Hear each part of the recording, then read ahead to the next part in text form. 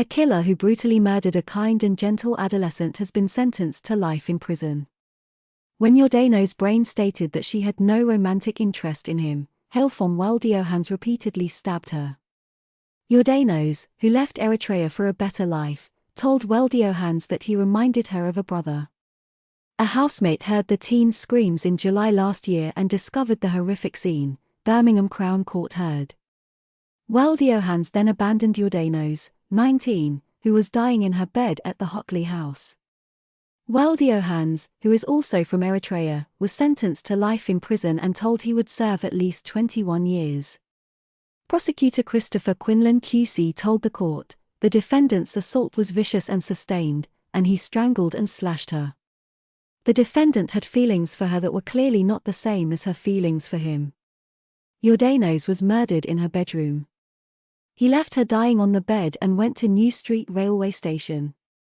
He then took a train to Sheffield before being arrested the next day in Stoke-on-Trent. Mr. Quinlan stated that Weldeyohannes knew the victim prior to their arrival in the United Kingdom in 2020. The court heard that before killing the teen, he had another man send her a series of false messages to see if she had feelings for him. He then contacted Yordanos, apologized for his actions, and told her he loved her. Mr. Quinlan stated that he told the victim that he wanted to meet her, but she refused. But he ignored her wishes and took the train to Birmingham. They met on Temple Road before taking the bus to her house, where one of her housemates was later awakened by her screams. Before that, she'd received 2 text messages from Yordanos, Mr. Quinlan explained. She entered Yordanos' room and twice knocked on the door. She pushed the door open and stood in the entrance. Yordanos was lying on the floor with the defendant on top of her. He had both hands around her neck, tightly gripping her. Yordanos was holding a kitchen knife, which she noticed. That very well could have been the knife used to inflict the heinous injuries. Weldeyohannes fled, trying to hide the blood on his trousers after she and another housemate raised the alarm.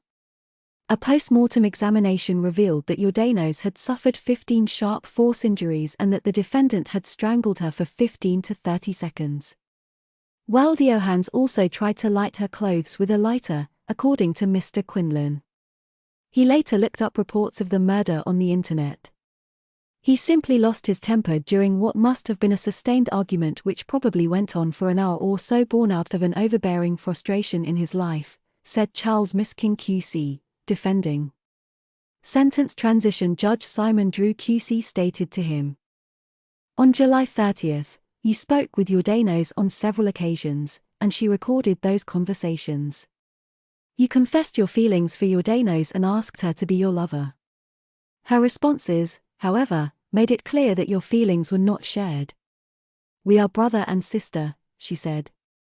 Despite the fact that you repeatedly stated your desire to meet with her urgently to apologize. Her response was to advise you to remain at home. Her message to you couldn't be more clear. Yordanos was not injured on defense. It's possible you stabbed her before strangling her. In any case, she died brutally and violently at your hands.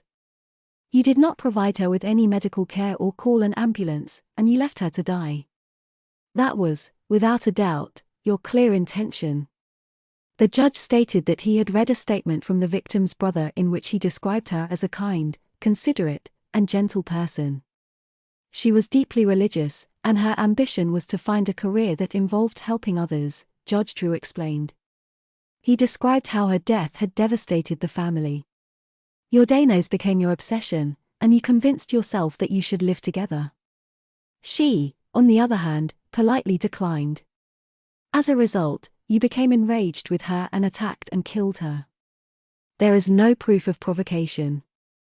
Rest in peace, Yordanos Brhane.